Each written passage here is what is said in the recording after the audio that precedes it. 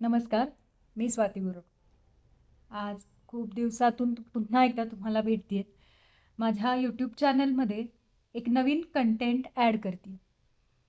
खूप दिवसापासून मनात विचार होता, पण आज खऱ्या अर्थाने सुरुवात करते.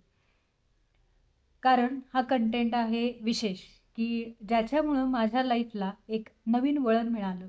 एक छान सुंदर वळण मिळालं. आणि हा जो नवीन कंटेंट माझा येतो YouTubeला, तर याचा उपयोग अगदी लहानांपासून ते मोठ्यापर्यंत सगळ्यांनाच होणार. कारण हा आहे वाचनासंदर्भात आणि ऐकण्यासंदर्भात. तर काय वाचायचं आणि काय ऐकायचं ते आपण इथून पुढं या माझ्या यूट्यूब चॅनेलला बघणार. तर यामध्ये पहिलं पुस्तक जे आहे, की ज्या पुस्तकामुळं मला एक नवीन दिशा मिळाली आयुष्याला, ते पुस्तक म्हणजे इकिगाई. आणि त्या पुस्तकाबद्दल मला थोडंसं बोलायचं आहे. इकिगाई पुस्तक वाचण्यासाठी मला असं आवर्जून कोणी सांगितलं नव्हतं. पण सहज एका ग्रंथ प्रदर्शनामध्ये गेलेले आणि त्यावेळेला इकिगाई टायटल वाचलं. तर हे टायटल काहीतरी वेगळं आहे इतर पुस्तकांपेक्षा असं मला जाणवलं. आणि मी पानं उलटत गेले. एक ते 2-3 शब्द वाचले. त्यानंतर मला कळालं की हे पुस्तक वाचलं पाहिजे आणि मी ते खरेदी केलं. घरी आणल्यानंतर वाचायला सुरुवात केली आणि अगदी एका दिवसात ते मी वाचून पूर्ण केलं. मग तेव्हा मला असं जाणवलं की फर्स्ट रीडिंगमध्ये मला सगळंच्या सगळं अंडरस्टँड झालेलं नाहीये. मला दुसऱ्यांदा वाचायला पाहिजे. असं करता करता आत्तापर्यंत ते पुस्तक मी जवळ-जवळ 15 वेळा वाचले. याचं कारण म्हणजे तो शब्द आहे. त्या शब्द आहे इकिगाई. इकिगाई याचा अर्थ आपल्या प्रत्येकाला जगण्याचा एक अर्थ असतो प्रत्येकाच्या आयुष्याला आणि तो आपल्याला गवसणं याला आपण इकिगाई म्हणतो. तर ॲक्च्युली हा जपानी शब्द आहे. जपानमध्ये या शब्दाचा उगम झालाय आणि तिथली जी जीवन पद्धती आहे त्या जीवन पद्धतीला इकिगाई असं नाव दिलंय. तर काय वेगळेपण आहे या इकिगाईमध्ये? तर तिथले लोक दीर्घायुषी आहेत. आपल्यापेक्षाही त्यांना तिकडच्या लोकांना आयुष्य जास्त आहे. तर याचं कारण आहे हे इकिगाई. जगभरातील लाखो वाचकांनी याला उत्तम प्रतिसाद दिलाय आणि जगातलं हे बेस्ट सेलिंग बुक आहे. याचं कारण म्हणजे याच्यामध्ये दीर्घायुष्य होण्याचं खरं रहस्य दिलेलं आहे, दडलेलं आहे पुस्तकामध्ये आणि जे पुस्तक वाचल्यानंतरच आपल्याला लक्षात येतं. हे पुस्तक समजण्यासाठी आपल्याला संयमाची तर आवश्यकता आहेच, पण तितक्याच कॉन्सन्ट्रेशनची सुद्धा गरज आहे. यामध्ये एका गावाचा उल्लेख केला आहे, त्या गावाचं नाव आहे ओकिनावा. तर हे जे गाव आहे ते मोस्टली या गावामध्ये सगळे 100 वर्षापेक्षा जास्त आयुष्य असलेली लोक आहेत. म्हणजे 100 वर्ष आयुष्य असलेल्या लोकांचं गाव असं म्हटलं तरी चालेल. कारण का बरं असं आहे तर तिथल्या लोकांना सकाळी उठतानाच त्यांचा इकिगाई काय आहे तो ठरलेला असतो. म्हणजे काय तर पहिला त्यांचा मुद्दा असा असतो जगण्याचा की नेहमी कार्यरत राहा, सतत बिझी राहायचं. त्यानंतर रिटायरमेंट जो आपल्या इकडच्या लाईफमध्ये फार मोठा शब्द आहे. रिटायर झाल्यानंतर विश्रांती हे समीकरण ठरलेलंच असतं. पण तिकडे नाही. तिकडे रिटायरमेंट हा शब्दच नाही आहे. तर निवृत्त होऊच नका, होऊच नये असं तिथं जगण्याची एक पद्धत आहे. आणि नेहमीच आयुष्य हे निवांत जगा. निवांत शब्दाचा अर्थ इथं असा घ्यायचा आहे की स्ट्रेसलेस, तणावरहित जीवन जगा.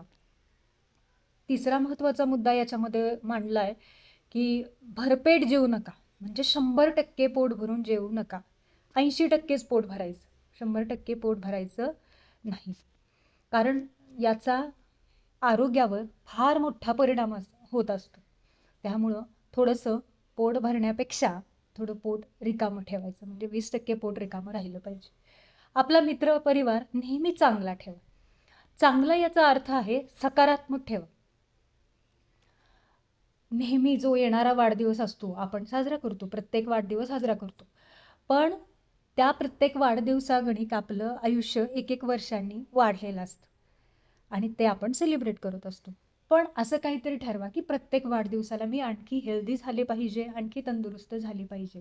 तर असं प्रत्येक वाढदिवसाचं एम राहिलं पाहिजे. तर आपलं नक्कीच आपण दीर्घायुषी होऊ शकतो. त्यानंतर आहे हास्य. हास्य हा आपल्या दैनंदिन जीवनातला अतिशय महत्त्वाचा घटक आहे, की नेहमी हसतमुख असलं पाहिजे. त्यानंतर 7 नंबरचा इथं मुद्दा आहे निसर्ग. निसर्गाशी नेहमी कनेक्टेड राहा. निसर्गाशी कनेक्टेड राहा याचा अर्थ आहे उघड्या डोळ्यांनी ती झाडं, वेली वाढताना बघा. आपल्या आजूबाजूचा निसर्ग बघा. आपल्या आजूबाजूलाही भरपूर छान सुंदर निसर्ग असतो. मग तुम्ही खेड्यात राहा अथवा शहरात राहा. पण आपण त्याकडं कधी लक्षच दिलेलं नसतं. शहरातही पक्षी आहेत, शहरातही झाडं आहेत, शहरातही रोपं आहेत. तर हे सगळं याचं निरीक्षण करा आणि त्या निसर्गामध्ये रममाण व्हा. निसर्गाशी कनेक्टेड राहा. त्यानंतर वर्तमान काळात जगा. हा सगळ्यात महत्त्वाचा मुद्दा आहे, की भूतकाळात आणि भविष्यकाळ ह्या दोन्हीची चिंता करत बसण्यापेक्षा वर्तमान काळामध्ये जगा, म्हणजे जगणं अतिशय सोपं होऊन जाईल.